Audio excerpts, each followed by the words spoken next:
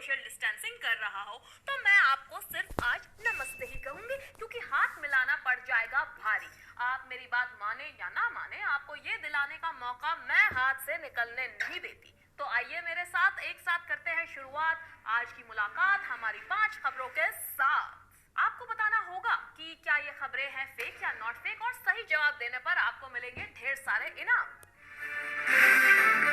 आज मैं आपको एक कहानी सुनाने वाली हूँ। दुनिया में स्मार्टफोन्स का जन्म होने से पहले एक छोटा सा मोबाइल फोन हुआ करता था, जिसका नाम था नोकिया 3310। उस पे व्हाट्सएप तो नहीं था, तो हम अपने बॉयफ्रेंड्स को टेक्स्ट मैसेज करते थे, एक ऐसी भाषा में जिसे डिकोड करने के लिए खुद लियोनार्डो डा विंची जी को अपनी कब्र से उठकर बाहर आना पड़ता। जैसे कि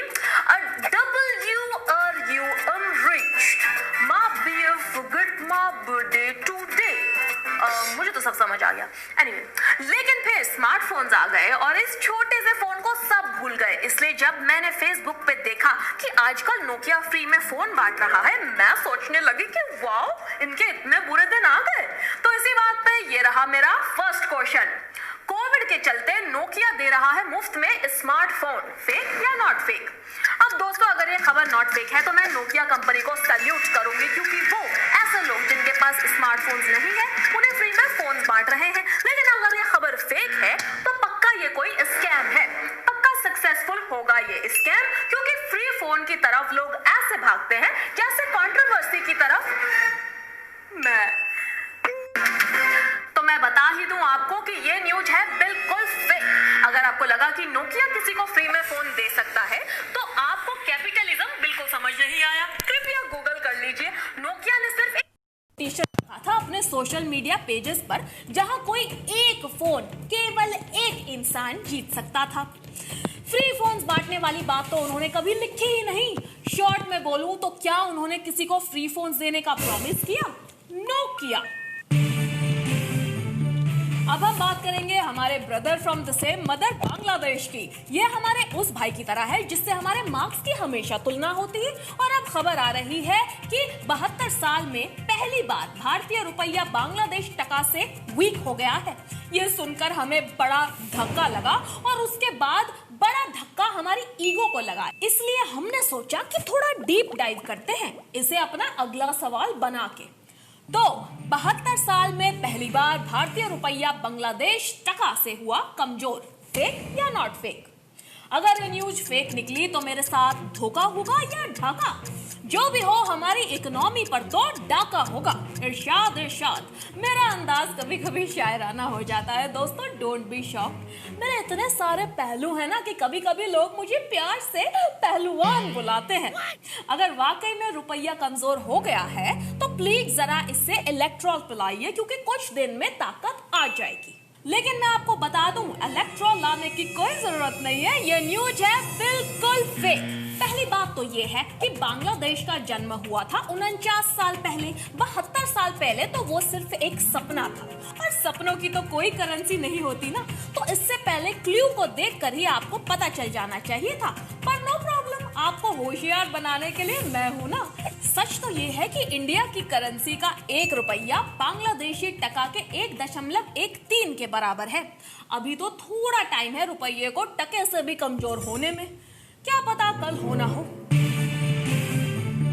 दर्शकों, आजकल ना मैं सब कुछ भूल जाती हूँ। परसों मैं अपना नेट बैंकिंग का पासवर्ड भूल गई और गिरीश की वूडू डॉल खरीदने के लिए मुझे अपने इमरजेंसी क्रेडिट कार्ड का इस्तेमाल करना पड़ा। मेरे फ्रेंड्स कहते हैं कि मेरी मेमोरी गोल्ड फिश की तरह है, जो 3 सेकंड से ज्यादा कुछ याद ही नहीं रख पाती। लेकिन क्या ये वाकई में सच है? गोल्ड फिश 3 सेकंड से ज्यादा कुछ भी नहीं याद रख सकते, फेक या नॉट फेक? वाओ, अगर मैं हर चीज 3 सेकंड में भूल जाती तो क्या क्या कह रही थी मैं? कौन हूँ मैं? कहाँ हूँ मैं? ये सब क्या है? ये क्या है? ओह शाहरुख, ऑफ कोर्स सब याद आ गया मुझे। मैं हूँ मिथिका दत्त और आजकल स्प्रेड हो रही है इतनी फेक न्यूज कि मुझे एक पूरा शो करना पड़ता है लोगों को कॉमन सेंस सिखाने के लिए। काश मुझे ये याद ना आता। चलिए मैं बता ही दूं कि एक्चुअली ये बात है बिल्कुल फेक। गोल्ड फिश की याददाश्त एक्चुअली में काफी तेज है। वैज्ञानिकों ने उन्हें बहुत सारी चीजें सिखाई है, जैसे कि अलग अलग किस्म की आवाजें पहचानना और एक निर्धारित समय पर लीवर दबाना, जिससे उन्हें उनका खाना मिलता है। न जाने किस बेरोजगार इंसान ने उन बेचारों की याददाश्त पर यह लांछन लगाया है। और इससे पहले कि कोई एक अफवाह और फैला दे, मैं बता दूं आपको कि गोल्ड फिश सोने के नहीं बने होते, प्लीज। चार्ली चैपलिन, जिनके पहनावे के कारण ना जाने कितने बच्चों की कॉस्ट्यूम पार्टी सफल रही। जी हाँ, आज मैं उनकी बात कर रही हूँ। एक जमाने में शाहरुख खान से भी ज्यादा पॉपुलर रहने वाले चैपलिन साहब को लोगों का प्यार और सफलता बहुत मिली, मगर कहा जा रहा है कि उन्हें ऑस्कर अवार्ड्स के मामले में ज्यादा सफलता नहीं हासिल हुई। हमारा अगला सवाल भी इसी के बारे में है। चार्ली चैपलिन जी ने अपना एकमात्र नॉन ऑनरेरी ऑस्कर संगीत के लिए जीता था। फेक या नॉट फेक? चार्ली चैपलिन साहब की फिल्मों में हमेशा एक भला आदमी अच्छाई करते करते मुश्किल में फंस जाता है या बिगड़ी हुई चीज को और बिगाड़ देता है। इसलिए तो हमें इतनी पसंद है ये फिल्में, क्योंकि ये तो रूबरू हमारी जिंदगियों पर निर्धारित है। बस फर्क इतना है कि इनकी गलतियों पे हंसी आती है और हमारी गलतियों पे रोना।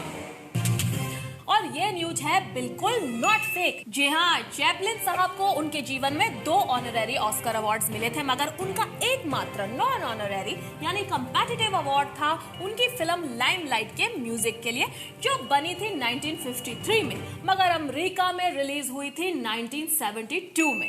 कमाल की बात है ना, खास करके हम हिंदुस्तानियों के लिए, क्योंकि हमारे यहाँ के स्टार्स को तो बिना मांगे अवार्ड्स मिल जाते हैं, चाहे उन्होंने उस साल फिल्म की भी हो या ना की हो।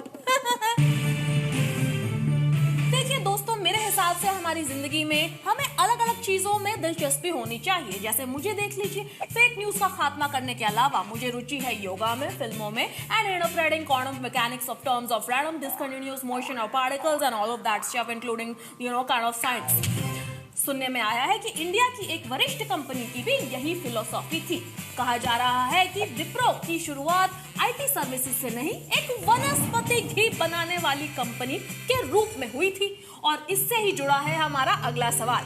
आईटी कंपनी विप्रो की शुरुआत वनस्पति घी बनाने के लिए हुई थी। फेक या नॉट फेक? अगर ये बात सच है तो लगता है कि विप्रो की तो 5 उंगलियां घी में, मेरा मतलब वनस्पति में है। क्या बात है, विप्रो ने तो कोडिंग से लेकर कोलेस्ट्रॉल तक मार्केट पे अपना धावा बोल दिया है। एक जमाने में मैं भी अपनी कंपनी खोलना चाहती थी, मगर फिर मुझे याद आया कि ना मेरे पास पैसे हैं ना आइडिया। अब विप्रो पर वापस आए तो मैं आपको बता दूं कि ये न्यूज है बिल्कुल नॉट फेक। जी हाँ दोस्तों, विप्रो की शुरुआत हुई थी 1945 में एक वनस्पति और रिफाइंड ऑयल बनाने वाली कंपनी के रूप में। इसे स्थापित किया था आजिम प्रेम जी के पिता ने। 1966 में जब आजिम प्रेम जी इस कंपनी के चेयरमैन बने, तब उन्होंने इसे एक्सपैंड करने की प्रक्रिया शुरू की। आज विप्रो साबुन से लेकर आईटी सर्विसेज तक कई कंपनीज चलाता है और भारत की सबसे बड़ी कॉर्पोरेशंस में से एक है। अगर इनकी लाइफ पे पिक्चर बने तो इनका रोल प्ले करेंगे सलमान खान और उनका नाम होगा